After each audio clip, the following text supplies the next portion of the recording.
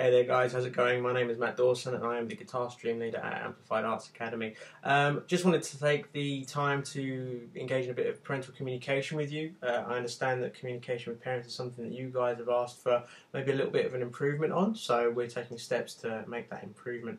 And I use these opportunities to kind of highlight areas of the stream that I think we can give focus to, things that need improving on, and one of those things I would usually kind of address is things around practice and your child's progress and stuff like that. So hopefully this will be one of many things that you can kind of look back on and take information from.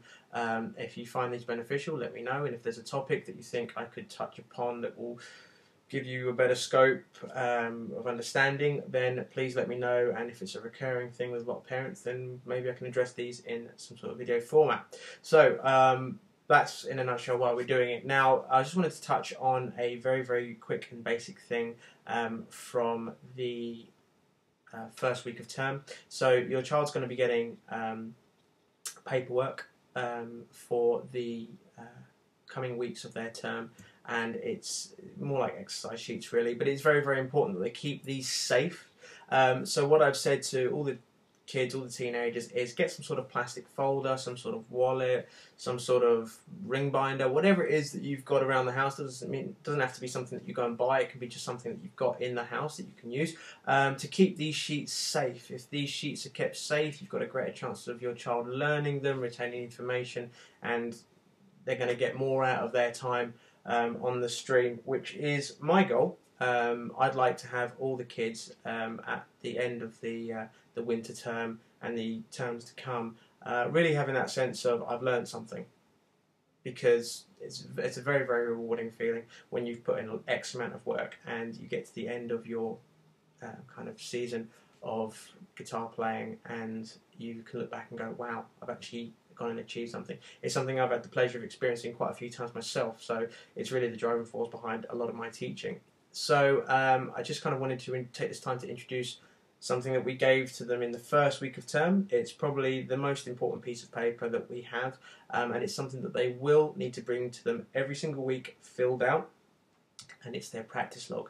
Now their practice log in a nutshell is pretty self-explanatory. It's a way for them to log their practice. Now they don't necessarily need to log much, it's purely just the minutes that they do on each day's worth of practice. Now I understand that there are going to be days where practice isn't always going to be possible, but I myself, and I encourage all my students to follow the same example, we want to be aiming to practice pretty much every day. And if a kid is above the age of 13, I would say they want to be aiming for half an hour of daily practice, and if they're under the age of 13, I would say they want to aim for about 20 minutes. Now on their practice log, what they've got is they've got 2 columns for each month. So they'll have 2 columns for September, 2 columns for October, November, December, and so on. And once it's filled out, I can give them a new one. But basically what they want to be doing is looking at each column. There is a column that says, you've got a column that says minutes and a column that says totals. And you've got a row for each day of the month. Now what they want to be looking at is, say for example they did 20 minutes on the first of the month, that's a total of 20 minutes. Then the next day they did another 20 minutes, that's a total of 40 minutes for the month. And so on and so on and so on as they go down to the bottom. And when they get to the end of their column, they'll have a score for the end of the month, and they can look back and see how much work they have, or in some cases haven't done.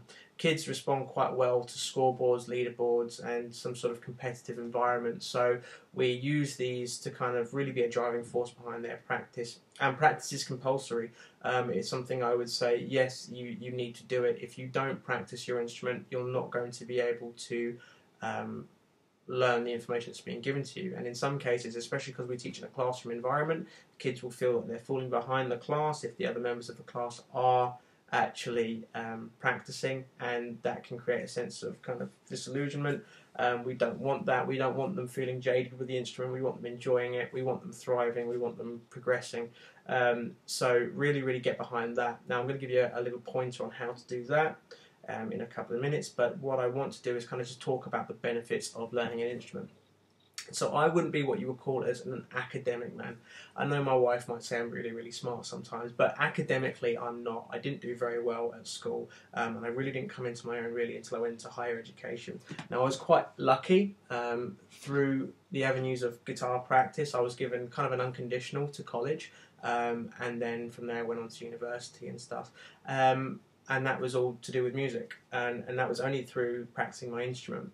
But I'm not what you would class as someone that was top of the class for maths, science, and languages and things like that. And it was because, quite frankly, I was a lazy student. If it was hard, if it was something that I didn't want to do, I wouldn't engage in the activity. I would find it too hard. There wasn't much point. However, the benefits of learning the guitar are as follows. So you've got a greater sense of discipline.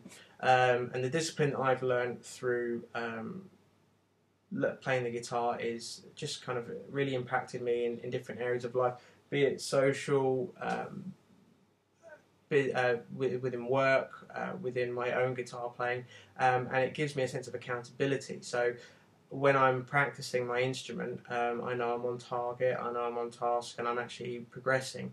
I know when I'm not practicing my instrument, I know I'm not progressing, I'm not getting anywhere. So it's something that kind of plays in the back of my mind, and it creates a sense of discipline that I can kind of walk forward and really kind of get on with things. And it has helped. It's given me a good work ethic when I've been working just kind of in my day jobs over the years, and that has its own rewards in itself, which I'm sure you're already all aware of.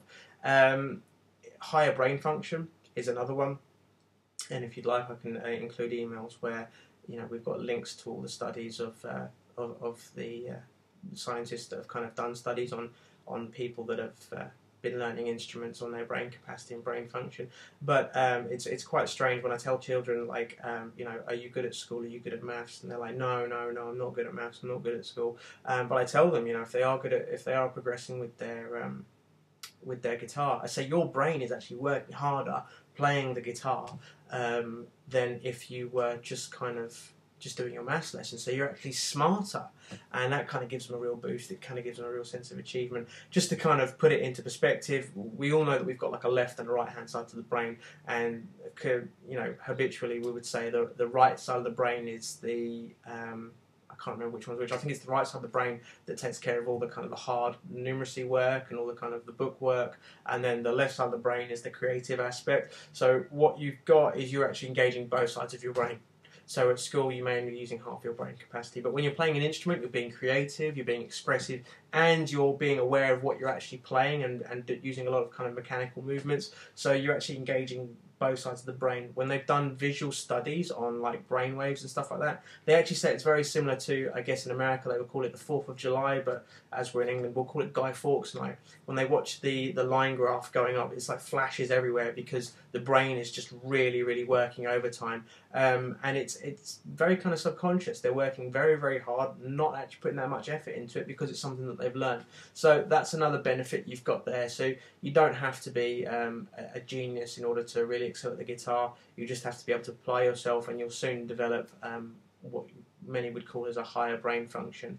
The other thing that you can kind of guarantee is a better opportunities for social interaction. So, for example, myself, a lot of my friends played instruments when I was at school, and especially when I was at college, everyone on my course played instruments. So we would get together and play music and things like that, and it opens up different sorts of interactions. So, for example, if you've got kids going into high school now, it's a big change for a lot of kids. It's a big step in their life, and whereas some kids don't know where they're going to fit in that hierarchy of high school, if they get into music and they're musical, then they can fit themselves into some sort of musical niche at school, and create bands and things like that, for fun.